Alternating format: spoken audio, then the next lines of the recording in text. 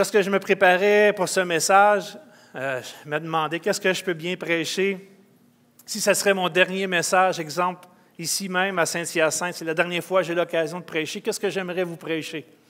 Ce serait quoi le message le plus important que je pourrais vous prêcher? Parce que des messages d'adieu, je vous en ai déjà fait un il y a 6 ans, lorsque je suis parti pour aller en Haïti. J'avais adressé mes adresses et salutations et j'ai réécouté ce message-là il y a quelque temps. Je me suis dit, je ne vais pas répéter la même cassette.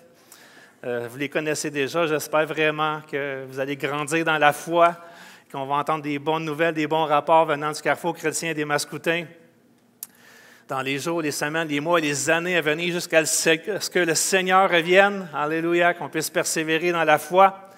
Mais ce matin, il y a un message qui brûlait sur mon cœur et je me suis dit, ça, c'est vraiment le message central de la parole de Dieu.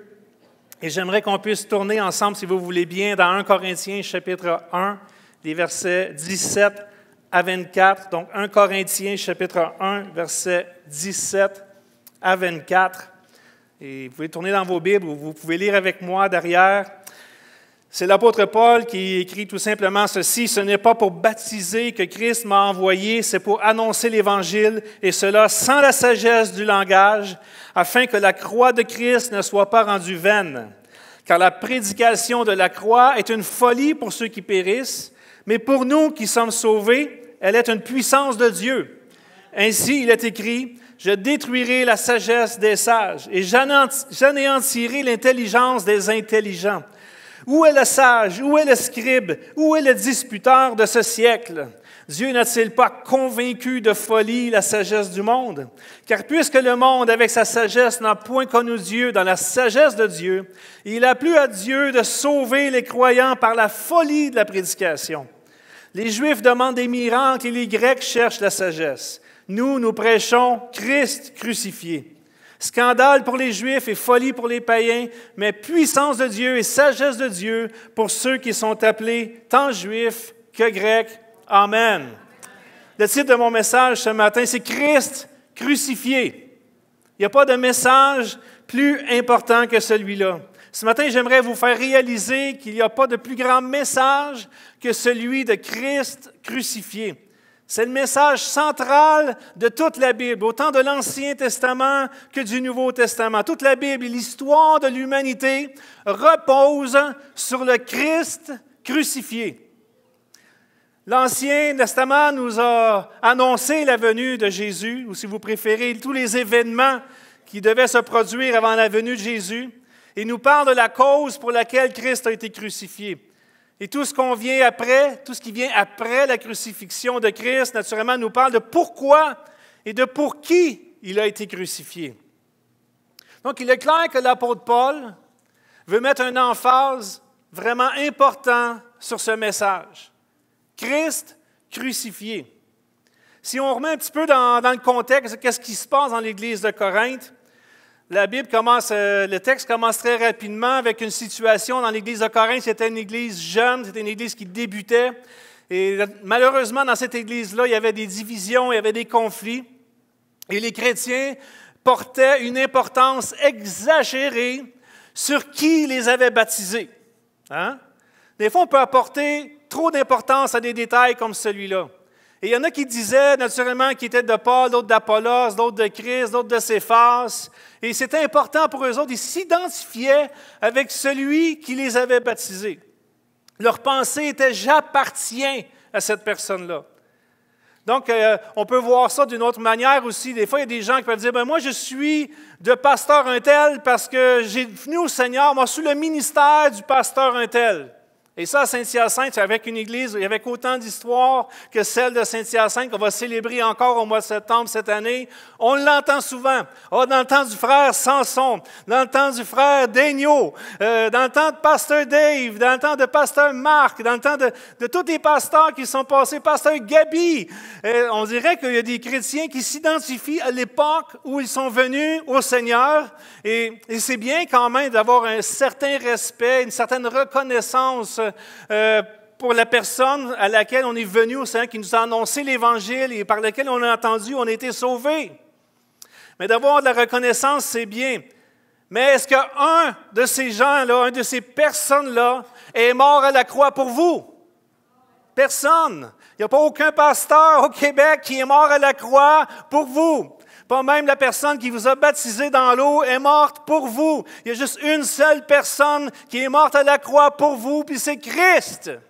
Et c'est pour ça que le message central de la Bible, c'est Christ crucifié. Donc, il corrige littéralement l'Église de Corinthe en disant, quand mes frères, j'ai appris à votre sujet par les gens de Chloé qu'il y a des disputes au milieu de vous.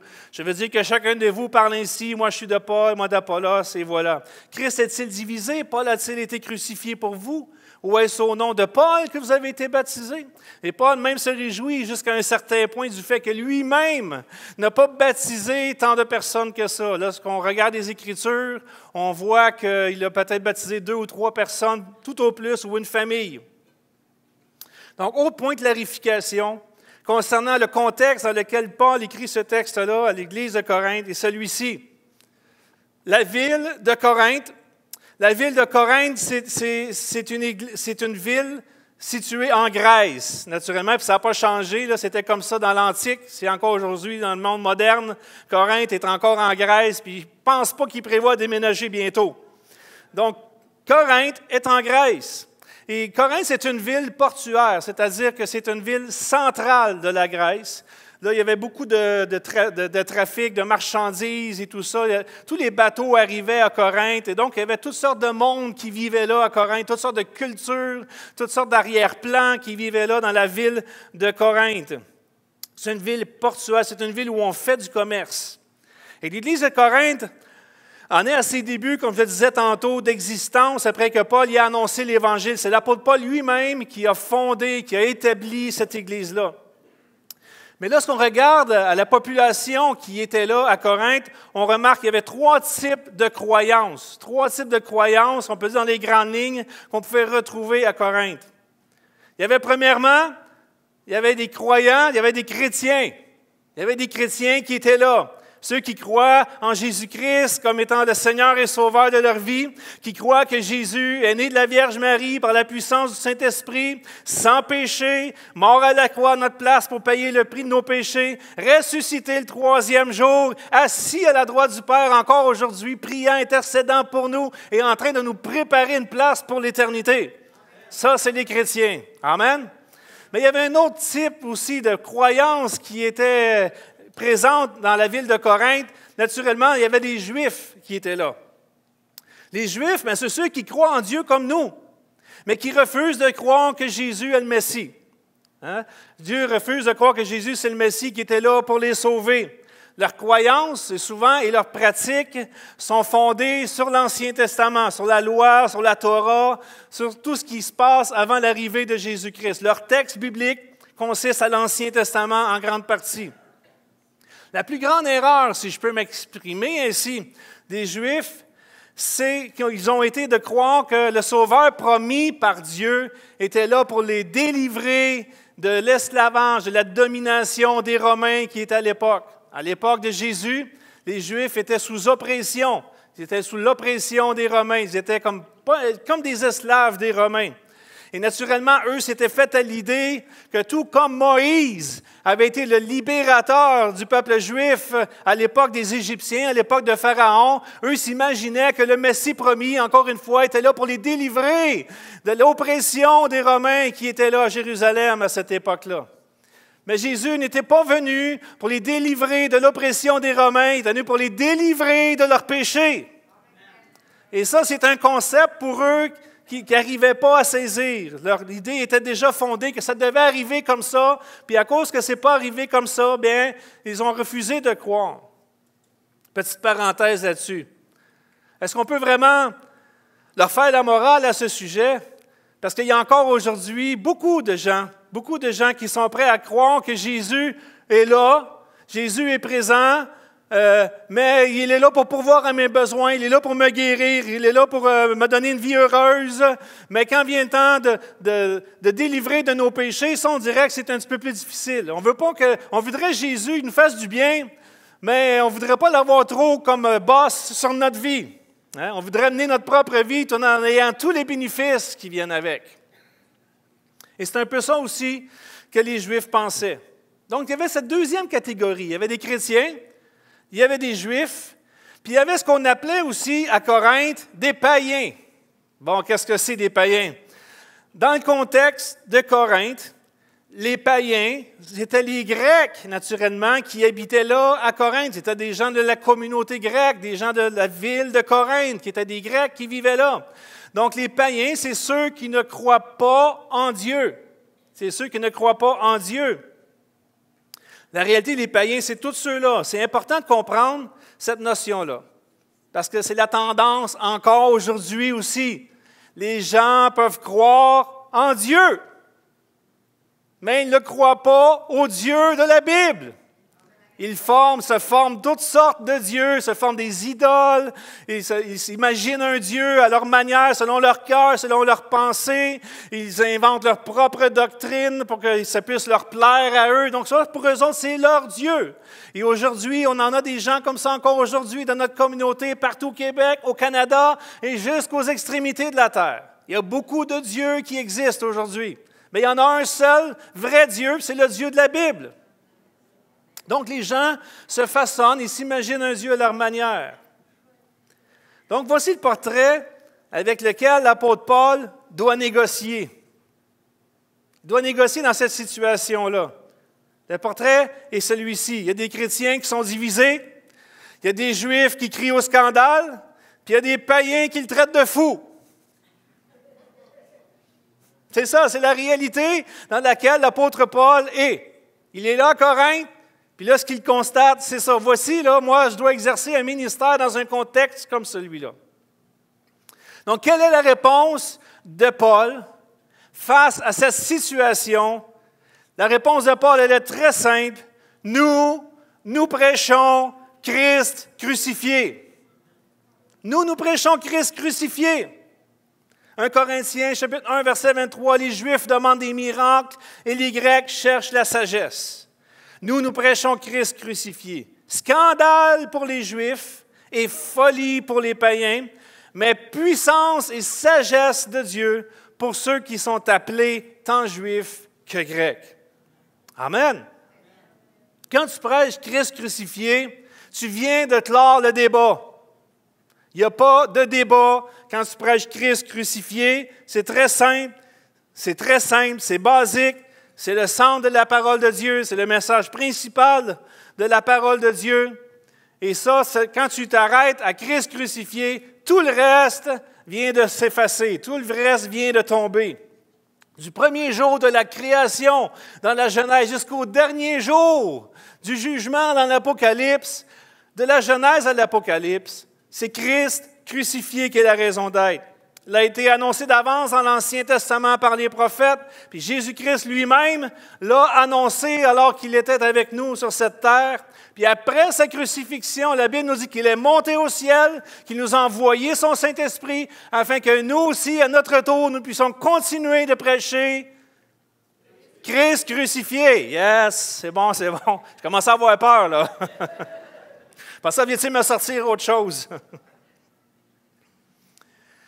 C'est là que nous sommes ce matin. C'est exactement là où nous sommes ce matin. Nous prêchons encore aujourd'hui Christ crucifié.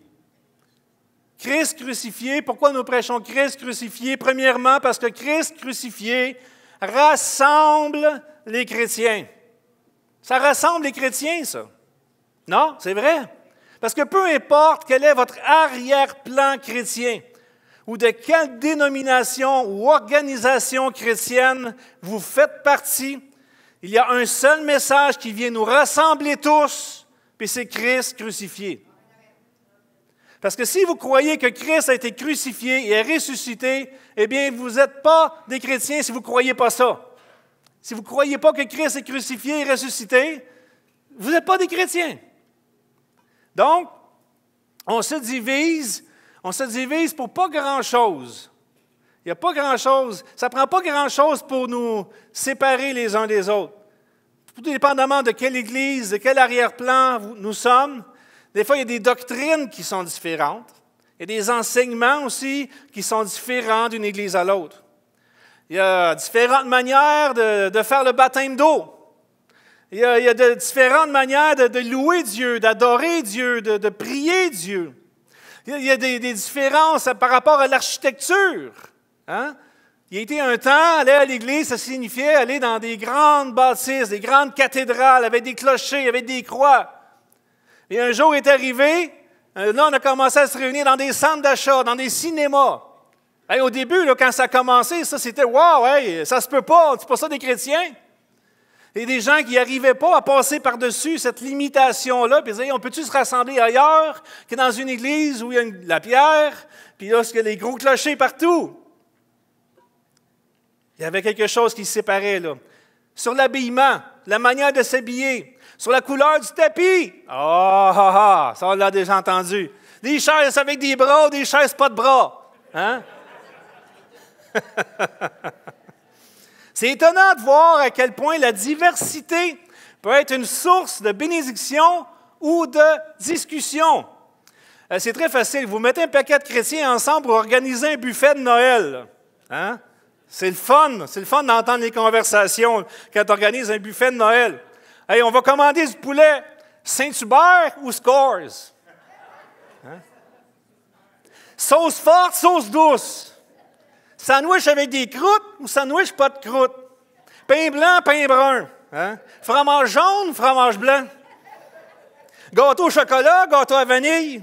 Café régulier ou décaf. Hein? Et on en passe. C'est un paquet de décisions, un paquet de choses qui peuvent faire en sorte qu'on peut se diviser. Si je parle un mot diviser, je ne parle pas du grand scandale. Là. Je suis en train de dire juste d'avoir des divergences d'opinion sur pas grand-chose.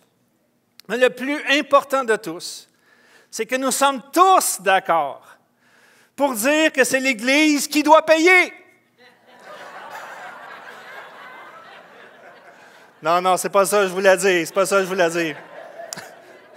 Non, ce que je voulais dire, c'est que nous sommes tous d'accord pour dire que le plus important est que Christ crucifié soit prêché. Alléluia! C'est juste, je me suis enfargé dans mes paroles. Parce que Christ crucifié, ça rassemble tous les chrétiens. Peu importe vos opinions, vos points de vue, on s'entend tous là-dessus. Mais Christ crucifié aussi n'est pas là seulement pour rassembler les chrétiens. Christ crucifié transforme les scandales en puissance. Transforme les scandales en puissance. Pour les Juifs, c'était un scandale ou une occasion de chute, le message de Christ crucifié. C'était une occasion de chute, c'était un scandale. Et le mot scandale, si vous regardez la racine grecque du mot scandale, c'est scandalon, qui signifie tout simplement quelque chose d'immoral, quelque chose d'injuste, révoltant, qui amène la honte. Ça, c'est un scandale. C'est quand tu as honte de quelque chose, c'est scandaleux. C'est comme un affront. C'est quelque chose qui est humiliant. Donc, on le considère naturellement, les scandales aussi, à l'occasion de la parole de Dieu, ça peut être écrit d'une autre manière, ça peut être écrit comme une occasion de chute. Le mot occasion de chute dans la parole de Dieu vient du mot scandalon, qui veut dire c'est un scandale, c'est une occasion de chute. C'est comme un piège qu'on met sur le chemin de quelqu'un pour qu'il puisse trébucher. Et donc, pour les Juifs, le message de Christ crucifié, c'était un scandale, c'était une occasion de chute pour eux. Pour eux, ça ne concordait pas avec ce qu'ils s'attendaient. Les Juifs ne croyaient pas que Christ était le Messie attendu. C'était contraire à leurs attentes. Et eux, ce qu'ils voulaient, c'était un Dieu, c'était un Messie qui était victorieux, qui était libérateur qu'on a pris des Romains, alors que Jésus est mort crucifié pour les Romains. C'est scandaleux pour eux. Ils avaient honte de ça. En plus, ce qui met en plus l'ignominie là-dessus, c'est que l'apôtre Paul lui-même, qui est en train de prêcher Christ crucifié, était lui-même d'arrière-plan juif. C'était un juif, c'était un pharisien, il était comme eux auparavant. Puis là, c'est comme si lui, l'apôtre Paul, avait vécu quelque chose de spécial, avait viré son chapeau de bord. Hein? Il s'était fait embarquer. Puis là, il a rencontré Jésus sur le chemin de Damas, puis là, tout d'un coup, tout son discours a changé. Lui qui s'en allait pour persécuter des chrétiens était devenu maintenant faire des chrétiens, à faire des disciples. Donc pour eux, les Juifs, c'était « Hey Paul, tu étais avec nous autres avant, là. C'était pas ça ton message quand tu étais avec nous. Donc, ce que tu es en train de dire, c'est un scandale. C'est un scandale. Tu ne réalises pas ce que tu es en train de nous dire. C'est un affront, c'est une honte pour nous. Pour eux, ce que l'apôtre Paul enseignait était comme un reniement de tout ce qu'ils avaient entendu, de tout ce qu'ils enseignaient et croyaient depuis des générations, des centaines, pour ne pas dire des milliers d'années, qu'ils étudiaient les Écritures, qu'ils étaient plongés dans les Écritures et qu'ils avaient juste une manière de penser. C'était comme une vision de tunnel. Puis tu ne pouvais pas toucher à ça, tu ne pouvais pas rien changer à cela. Et tout d'un coup, l'apôtre Paul, lui, ose changer et emmener les gens à croire en Christ crucifié. Donc l'apôtre Paul, son message, c'était tout simplement un scandale pour les Juifs. Et j'imagine que pour certains d'entre vous, vous avez peut-être déjà goûté à ça dans une certaine mesure. Si vous êtes comme moi, vous n'avez pas grandi dans une église comme celle-ci, là, alors que vous étiez bébé, là. Vous avez grandi à l'école du dimanche, là, puis on vous a consacré au Seigneur, puis là, vous avez grandi au CCDM Kids, puis vous avez été à la jeunesse, puis maintenant vous êtes impliqués, puis là, vous avez fait votre vie, vous vous êtes mariés, vous avez toujours passé votre vie dans l'église. Pour vous, peut-être que vous ne saisissez pas à 100% ce que ça peut signifier. Mais pour ceux qui ont donné leur vie au Seigneur, alors qu'ils fréquentaient une autre religion, qu'ils pratiquaient une autre croyance, lorsque tu viens au Seigneur, là, il y a un scandale qui apparaît dans la famille. Il y a un scandale qui apparaît dans la famille. Tout le monde est scandalisé. Tout le monde se pose des questions. Bon, tu t'es fait embarquer, là. Tu t'es fait embarquer dans une secte, là. Je savais, ils vont te laver le cerveau, là. Hein, puis là, tu n'auras plus le droit de rien faire. Puis en plus, ils vont prendre tout ton argent. C'est ça qu'ils disent. Est-ce que mes amis vont comprendre? Est-ce que je vais perdre mes amis? Pire encore, qu'est-ce que mon mari, qu'est-ce que ma femme, ou qu'est-ce que mes enfants vont dire? Est-ce que mes enfants vont vouloir me parler encore si je deviens chrétien? Peut-être que vous n'avez pas connu ça, mais il y en a des gens ici qui ont connu ça. Pas non seulement qui ont connu ça, mais qui vivent encore ça aujourd'hui. Scandale. Les gens vont probablement crier au scandale, mais si vous croyez fermement et que vous persévérez, le temps viendra où le scandale se transformera en puissance. En puissance. Je vous dis ces choses-là parce que je l'ai vécu moi-même dans ma propre famille. Au début, ta famille pense que tu t'es fait avoir, que tu étais faible, que tu étais vulnérable. Ils pensent que tu es en train de les rejeter à cause que tu es maintenant différent des autres. Ça, c'était quelque chose que j'entendais souvent chez nous. Quand je suis devenu chrétien, mes parents me disaient souvent, on a peur que tu ne viennes plus nous voir. Mais voyons donc, pourquoi je ne viendrais plus vous voir? C'est quoi cette idée-là? Vous prenez ça où? Tu sais? Avec le temps, quand tu portes du fruit, comme Pasteur Denise l'a si bien prêché la semaine passée, quand tu portes du fruit du Christ ressuscité dans ta vie, là, tu commences à avoir des changements dans ta vie, puis là, les gens n'auront pas d'autre choix que de reconnaître que finalement, ce n'est pas un scandale, c'est une puissance. C'est une puissance qui change, c'est une puissance qui transforme les vies. C'est quelque chose de merveilleux. Donc, le message de Christ crucifié rassemble les croyants, transforme les scandales en puissance. Et troisièmement, transforme la folie en sagesse. Transforme la folie en sagesse. Parce que pour les chrétiens, Christ crucifié était là pour les rassembler. Pour les Juifs, le scandale était pour être changé en puissance. Mais pour les Grecs, pour les païens de cette époque-là, pour eux, ils criaient, voyons, ils sont fous. C'est de la folie, croire à une affaire comme ça. C'est quoi cette affaire-là, croire Christ crucifié? Comment c'est possible, ça? Puis ressuscité. C'est pas logique, ça. Voyons donc. Il y a juste les gens qui ne sont pas intelligents qui peuvent comprendre ça. Ils se faisaient traiter littéralement de fous. Quand la Bible parle de folie, dans ce texte-là, ne parle pas nécessairement de folie qui est causée par la maladie, mais il parle plutôt de la folie dans un sens d'un manque de jugement. une absence de bonne raison. Hein? Tu as perdu la raison. Tu es déraisonnable. Hein? De croire une affaire comme ça ne se peut pas. Tu ne peux pas croire que Jésus-Christ est crucifié et qu'il est ressuscité le troisième jour. C'est déraisonnable. C'est impossible. Ça ne se peut pas. C'est ce que les gens croient, en grande partie. C'est contraire à la raison. Croire que Christ ressuscité le troisième jour, ce n'était pas une bonne affaire à l'époque. Ça ne l'est pas nécessairement plus encore aujourd'hui. Ça ne se peut pas que tu puisses croire une chose semblable à ça. C'est absurde. C'est inexplicable. Si ce n'est pas explicable, donc, ça ne se peut pas. Si ça ne s'explique pas, si ce n'est pas logique, si on ne peut pas le calculer, si on ne peut pas le prouver, donc toutes ces raisons-là justifient le fait que c'était une folie de croire en Jésus-Christ crucifié. Je ne sais pas pour vous, mais je préfère être trouvé fou pour Christ que sage aux yeux des hommes. Du moins pour un temps. Parce qu'on ne peut pas leur en vouloir. Si on pense comme eux, on ne peut pas leur en vouloir. Parce qu'eux sont en mode recherche. Hein? C'est des gens qui pensent, c'est des gens qu'il faut que ça soit logique, il faut que ça soit concret, il faut que ça soit explicable.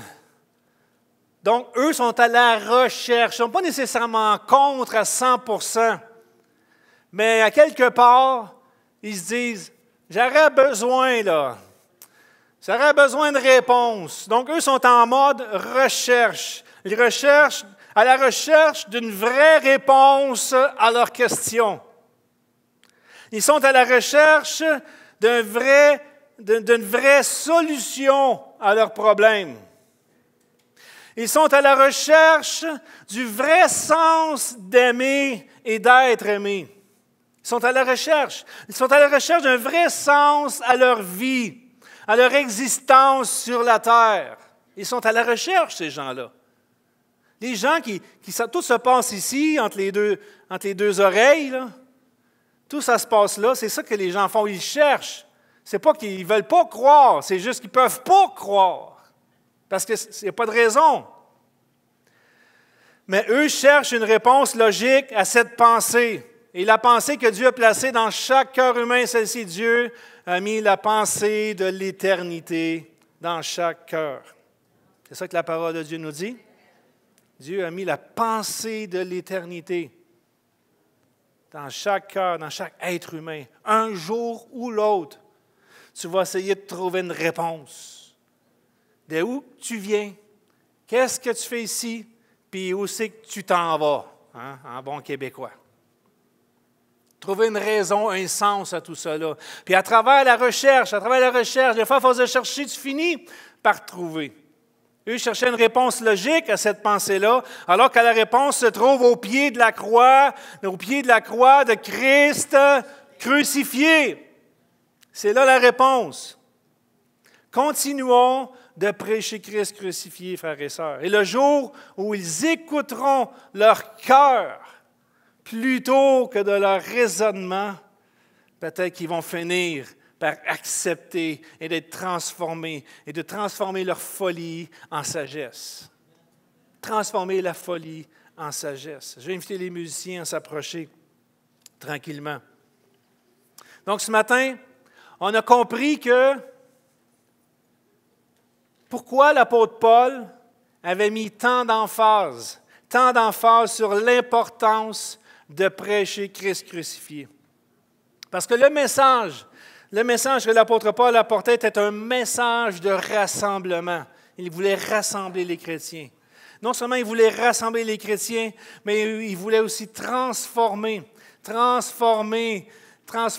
les Juifs qui criaient au scandale. Il voulait transformer les scandales. Il voulait transformer la folie pour que Dieu puisse vraiment se révéler à chacun d'eux. Je ne sais pas dans quel état vous êtes rentrés ici ce matin. Je ne sais pas dans quel état vous êtes rentrés ici ce matin, mais j'espère que lorsque vous allez sortir d'ici, vous allez être plus puissant, vous allez être plus sage. Pour ne pas dire le contraire, quand même. Il veut nous donner un nouveau départ. Le Seigneur veut nous donner un nouveau départ. Une deuxième chance. Moi, j'aime ça, ces mots-là. Une deuxième chance dans la vie. Dieu veut nous donner une deuxième chance. Et c'est par amour pour vous que Dieu a envoyé son Fils, Jésus-Christ, à la croix. C'est par amour. Je me suis posé la question par rapport à la crucifixion de Jésus. J'ai réfléchi et j'ai facilement arrivé à la conclusion que si Christ a été crucifié, c'est à cause de moi. C'est à cause de vous aussi. Je n'ai pas entendu d'amen là-dessus. Là. Je pensais que vous étiez pour le dire moi aussi, pasteur. Personne n'a parlé, là, mais en tout cas, on va dire, c'est à cause de nous. C'est à cause de nous que Christ a été crucifié. Dieu nous aime, mais il ne peut pas tolérer le péché dans nos vies. Il ne peut pas tolérer qu'on s'éloigne de lui continuellement. Il y avait une dette à payer. Et cette dette-là, c'est Jésus-Christ crucifié qui l'a payée. Mais en même temps, la bonne nouvelle que Jésus-Christ crucifié, je sais que c'est à cause de moi, je sais que c'est à cause de vous aussi. Mais ce n'est pas juste à cause de moi, c'est aussi pour moi. Ça, c'est pour moi que Christ a été crucifié. Pour me donner un nouveau départ dans la vie. Pour me donner une deuxième chance dans la vie. Parce qu'il voulait me faire du bien. Parce qu'il avait un plan et une destinée pour ta vie. Et ça n'a pas changé encore aujourd'hui. Je ne sais pas si tu es ici ce matin et que tu n'as jamais réalisé cela. Que non seulement Christ est mort à cause de toi, mais qu'il est mort aussi par amour pour toi, parce qu'il t'aime. Et ce matin, j'aimerais te donner l'occasion, avant qu'on se laisse ce matin, qu'on se dise au revoir, que tu réalises que ce message-là était pour toi ce matin. Peut-être que pendant longtemps, peut-être que tu es ici depuis plusieurs semaines, plusieurs mois, peut-être que ce n'est pas la première fois que tu vas à l'Église. Mais pour toi, c'est encore juste une autre religion. C'est scandale. C'est juste différent. C'est juste différent de mon ancienne religion. Tu n'as jamais réalisé que Jésus-Christ était mort à la croix pour toi. Peut-être que pour toi, tu es ici ce matin, puis ça fait longtemps que tu es ici, ou ça fait la première fois, peu importe le nombre de fois que tu viens ici, ou que tu entends ce message. Peut-être que pour toi, là, ça se passe juste ici. Quand je vais comprendre, là, je vais croire. Quand je vais avoir des preuves, je vais croire. Et j'aimerais te dire ce matin que Dieu veut te donner la sagesse pour que tu puisses comprendre que Christ est mort à la croix pour toi. Parce que non seulement il est mort à la croix à cause de toi, mais il est mort à la croix pour toi. Et qu'il veut faire du bien à ta vie. Donc, je vais inviter l'Église à pencher vos têtes un instant et à fermer vos yeux. Puis je vais faire un simple appel, une simple invitation, très, très simple. Et je ne veux pas vous gêner, mais j'aimerais vous inviter à réfléchir à ce que vous venez d'entendre ce matin. Jésus-Christ, c'est le message le plus important de ta vie. Tu ne peux pas passer à côté de Jésus-Christ. Tôt ou tard, tu vas avoir à faire face à Jésus-Christ. Mais si tu veux ce matin juste ouvrir ton cœur et l'inviter dans ta vie, puis dire, Seigneur, ça c'est moi. J'ai peut-être crié au scandale souvent. Je trouvais que ça n'avait pas d'allure. C'était trop différent. C'était difficile pour moi d'accepter. Ou bien peut-être que tu es encore en train de te poser des questions ce matin. Parce que tu ne comprends pas tout, tu n'arrives pas à expliquer tout. Donc tu remets en question toutes ces choses-là. Tu n'es pas fermé en tant que tel, c'est juste, ce n'est pas encore pleinement ouvert. Mais j'aimerais ce matin t'inviter à ouvrir pleinement ton cœur à Jésus. Et pas n'importe quel Jésus. Le Jésus qui a été crucifié à la croix pour toi. Celui qui veut te donner une deuxième chance dans la vie. Celui qui veut te faire du bien. Et si tel est ton désir ce matin, j'aimerais que tu puisses, juste avec un signe de la main, juste m'indiquer à moi personnellement, pendant toutes les têtes sont penchées, les yeux sont fermés, juste avec un signe de la main, tu peux lever ta main là où tu es. Amen, je vois votre main, vous pouvez la baisser. Est-ce qu'il y aurait quelqu'un d'autre ce matin? Alléluia. Merci Seigneur. Seigneur, c'est toi qui parles au cœur ce matin. Tu vas placer dans le cœur de chaque être humain la pensée de l'éternité. Et c'est toi la réponse. C'est toi la réponse. Il n'y en a pas d'autre que toi. Il n'y a pas d'autre message. Il n'y a pas d'autre solution que Jésus-Christ crucifié ce matin. J'aimerais te donner une dernière chance ce matin. Ce n'est pas trop tard. Si tu veux juste lever ta main, je veux juste prier pour vous. Je ne veux pas vous gêner. Je veux juste prier pour vous et l'Église aussi. On va prier ensemble. Alléluia. S'il y aurait quelqu'un d'autre, juste avec un signe de la main. Alléluia. Amen. Amen. Est-ce qu'on peut se lever ensemble en terminant? Seigneur Dieu. Alléluia. Alléluia. Oh, merci Seigneur. Oh, alléluia. Combien il y en a qui veulent sortir d'ici plus puissants? Combien il y en a qui veulent sortir d'ici plus sages? Combien il y en a qui veulent sortir d'ici plus unis encore, plus forts ensemble? Alléluia. C'est ce qu'on va prier ce matin. Alléluia. On va prier pour notre frère aussi qui a levé sa main. Seigneur Jésus, merci. Merci parce qu'aujourd'hui, c'est le jour du salut, Seigneur, pour notre frère. Parce qu'aujourd'hui, Seigneur, il y a un cœur qui s'est ouvert à toi et on veut te célébrer pour cela, Seigneur. On veut te dire merci, Seigneur. Et, Seigneur, on te prie, Seigneur, que tu puisses transformer son cœur, transformer sa vie, que tu puisses agir puissamment dans sa vie, Seigneur, que tu viennes te révéler à lui d'une manière spéciale dans les prochains jours, Seigneur, que tu puisses lui démontrer à quel point tu l'aimes, que tu puisses entreprendre pour sa vie, Seigneur. Alléluia, qu'il puisse voir tes bontés se renouveler chaque matin. Alléluia, Seigneur, on te rend grâce pour cela, Seigneur. Mais Seigneur, je vais te prier, Seigneur, pour l'Église. Seigneur, parce que nous sommes ici ce matin, désirant vivre toujours plus pour toi. Désirant toujours marcher dans l'unité, marcher dans la puissance et marcher dans la sagesse de Dieu.